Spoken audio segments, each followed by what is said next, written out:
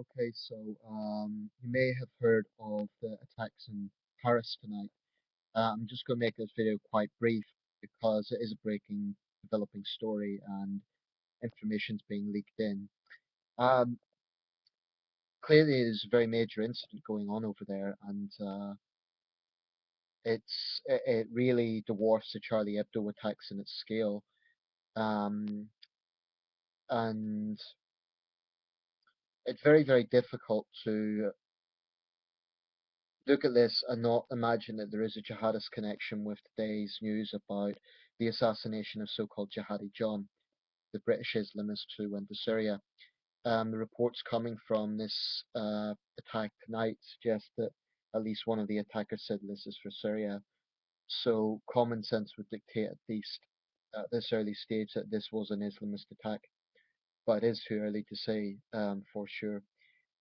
I was also rather shocked to hear on local news that a man in Sunderland, which is my city, was arrested for recruiting for Islamic State. So there's no question that this is an ongoing situation, and it's far more dangerous than Al Qaeda because I think it seems to be more widespread than Al Qaeda was. Um, does seem to be a difference in the approach, whereas Al Qaeda used bombs on subway systems. Maybe it's because there's been an improvement in that regard, so now they're relying on guns or relying on other methods, anything that seems to get um, any other alternatives for bombs. But as we've seen tonight from Paris, it's causing carnage. Um, and it was only yesterday, of course, it got a lot less attention, but there was an attack in Beirut, 43 killed there. More attacks today in Baghdad. This death cult, Islamic State, must be one of the worst terrorist organizations in history. But I'm just stating the obvious with that.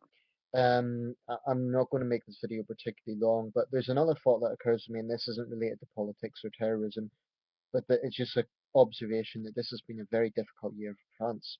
This is the fourth major incident in France this year, starting with the January attacks on Charlie Hebdo, then the Alps plane crash, then the coach disaster a few weeks ago, that terrible coach fire, and now tonight's attacks in Paris. So this really has been an exceptionally bad year for disasters, accidents, and man-made atrocities in France.